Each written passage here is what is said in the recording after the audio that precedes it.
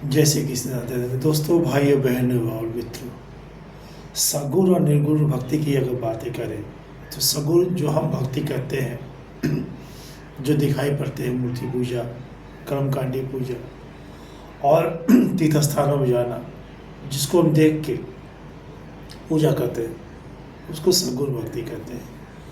सगुण भक्ति के ऊपर आता है निर्गुण भक्ति। सगुण भक्ति में हम ये पाते हैं, या हमारी किताबों में भी लिखा हुआ है कि सगुण भक्ति मानव विशेष के लिए है। मनुष्य ने इसको बनाया है, मनुष्य उसको करता भी है। अब बिना सगुण भक्ति के हम निर्गुण भक्ति को प्राप्त नहीं कर सकते हैं। पहला माध्यम ही है सगुण भक्ति। आते हैं सगुण भक्ति अगर मानव विशेष के लिए, तो बाकी अन्य जीव जो हैं इस ब्रह्मांड में, चाहे वो मनुष्य हो, देवता हो, जीव जंतु हो और अन्य जीव जिसको हम देख नहीं सकते, यानी कि सूक्ष्म से सूक्ष्मतम जीव या फिर अन्य जीव जिसको हम अभी तक देख नहीं पाए हैं, उनके लिए कौन है?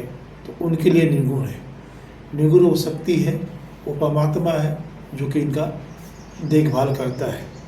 अब यहाँ एक और चीज़ ध्यान में देने लायक है, जो अगर हम किसी संस्था में काम करते हैं तो कर्म, जैसे कहा गया है, कर्म करें, फल की चिंता मत करें। आप कर्म जैसा करेंगे वैसा आपका पदोन्नति होगा, आपकी व्यवसाय बढ़ेगी। तो यहाँ देखा गया है कि किसी भी संस्था में एक नियम है, एक पदोन्नति प्रमोशन के लिए, तो एक लेवल तक आपके हाथों में रहता है। आप कर्म किए, एक पद, दूसरा पद, तीसरा पद, आपका डेजिग्नेशन बढ़ते जाएगा आपका।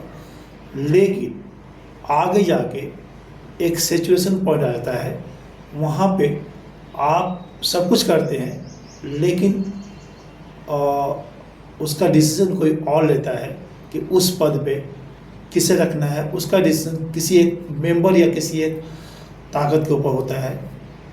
लेट्स से एग्जांपल के तौर पे governor of RBI, governor of RBI एक बंदा बनता है। उसकी योग्यता कई इंसान के पास योग्यता है, लेकिन उसका नॉमिनेशन जो होता है वो गवर्नर ऑफ वो सरकार, भारतीय सरकार करती है। भारतीय सरकार डिसीजन लेती है कि गवर्नर ऑफ आरबीआई कौन बनेगा।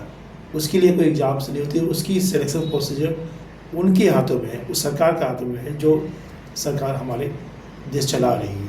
तो यहाँ पे देखा जाता है कि भक्ति में भी ऐसा ही है कि सगुण भक्ति करते करते आप एक लेवल तक पहुँचेंगे, लेकिन निर्गुण भक्ति के लिए अनटिल अनलेस जब तक उनकी कृपा नहीं होगी, उस परमपिता परमेश्वर की कृपा नहीं होगी, तब तक शायद, जहाँ तक मैं समझता हूँ, कि आप उस निर्गुण भक्ति को समझ नहीं पाएंगे।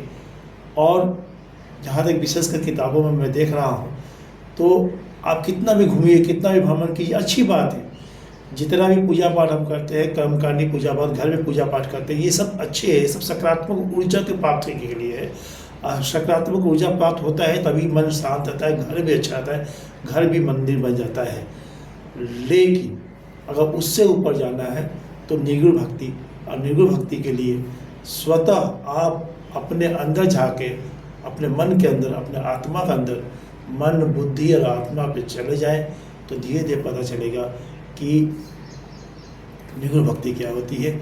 हालांकि सगुण और निर्गुण में मुझे बोलने का कोई इतना अधिकार नहीं है, क्योंकि स्वामी विवेकानंद जी कहते हैं कि जब तक आपका उसका अनुभव ना हो, आप उससे ज़्यादातर ना बोलें। तो अनुभव नहीं है, लेकिन किताबों में पढ़ के या सुन के मैं ये समझ पा रहा हूँ कि पहला स्टेप है सगुण, उसके बाद आता है निर्गुण। तब तक के लिए फिर कभी ऐसी बातें होंगी, तब तक के लिए मैं आप सबको कोटि कोटि प्रणाम करता हूँ। आप सभी का दिन शुभ हो। जय श्री कृष्ण, राधे राधे।